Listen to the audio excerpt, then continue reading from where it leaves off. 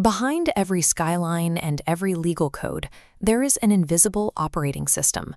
It is a set of rules dictating how resources are moved, how laws are enforced, and how you are permitted to live your daily life. Civilizations are built on a single fundamental trade-off. To function at scale, a population must decide how much of its individual autonomy it is willing to surrender in exchange for collective stability. At one extreme, autocracies offer the ability to make and execute decisions instantly, though they lack the checks necessary to protect the citizen. At the other, democracies prioritize personal liberty, but frequently struggle with the gridlock of competing interests. To understand why some nations flourish while others fracture, we have to look past the culture and the geography. We have to look at the math, specifically the exact number of people who hold the authority to decide. In an absolute monarchy, the power to make every vital national decision rests with a single ruler. However, because this authority is passed down through family lineage, the system faces a consistent risk. The next leader is chosen by birthright rather than by their actual competence to govern. Modern autocracies follow a similar blueprint, but often swap the crown for a ruling party. Here, a single entity exercises absolute control over civil liberties, operating without any external factors or legal hurdles to limit their decisions. The Soviet Union under Joseph Stalin serves as a clear historical example. In this system, the ruler's word was the law, and every national affair was dictated by a central, autocratic will. The most extreme version of this concentration is totalitarianism. In these regimes, the state seeks to manage more than just the economy. It attempts to regulate the values and internal beliefs of its citizens, allowing nothing to exist outside the state's influence. The term was originally used by Benito Mussolini to describe his fascist state in Italy. He led a regime where the government's reach extended into every facet of public and private life. While this concentration of power allows for the immediate execution of state goals, it creates a structural necessity for suppression. When there are no external limits on a ruler's will, the protection of individual civil liberties becomes incompatible with the ruler's absolute control.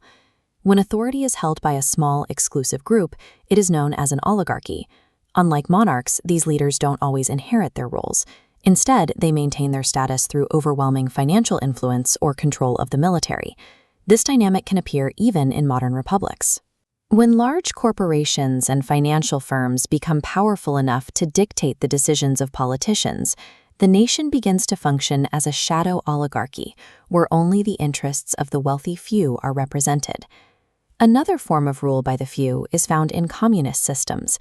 These are built on the belief that capitalism is inherently self-destructive and must be replaced by a classless society managed by the state.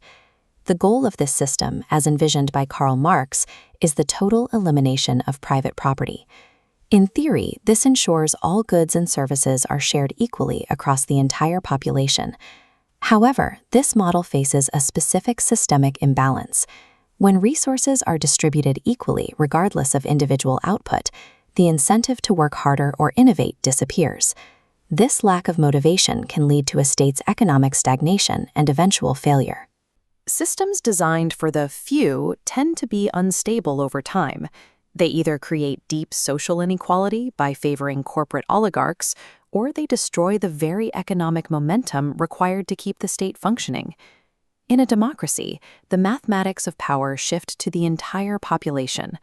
Originating in ancient Athens, this system operates on the belief that citizens are the supreme rulers, determining the laws of the land through a majority vote. A republic is slightly different. Here, the state is viewed as belonging to the people, but they exercise their power by electing representatives. These officials are tasked with making decisions that ideally favor the interests of the entire community.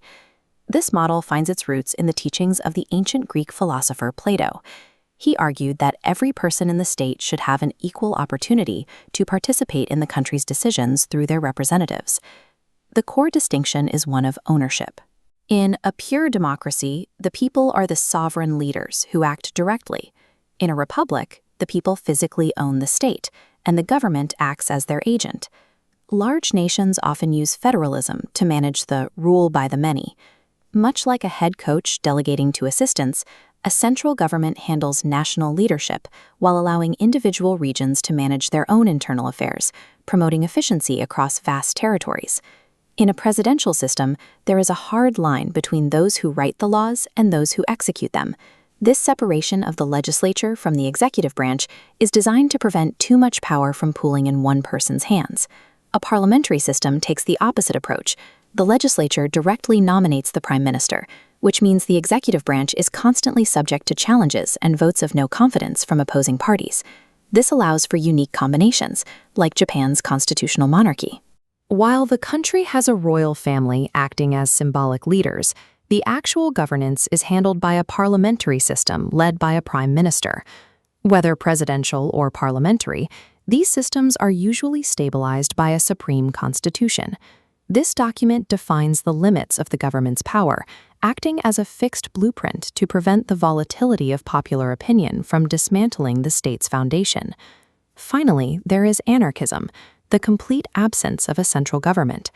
The goal isn't necessarily disorder, but the elimination of the state itself to allow absolute self-governance. Proponents believe that once the state is removed, people will volunteer willingly to help one another and improve their community through free association. However, history suggests this vacuum is rarely stable. In Somalia prior to 2006, the absence of a national government didn't create a cooperative utopia. Instead, society dissolved into conflict as individual self-interest took priority over the collective good. The reality is that no single system is a perfect solution. Monarchies are vulnerable to the luck of birth. Socialist models often struggle with productivity, and democracies can become unstable under the weight of constant leadership changes. A nation's ability to survive depends on the alignment between its structure and its people. There is no universal equation for power, only different blueprints for how much authority a society is willing to grant to ensure its own survival.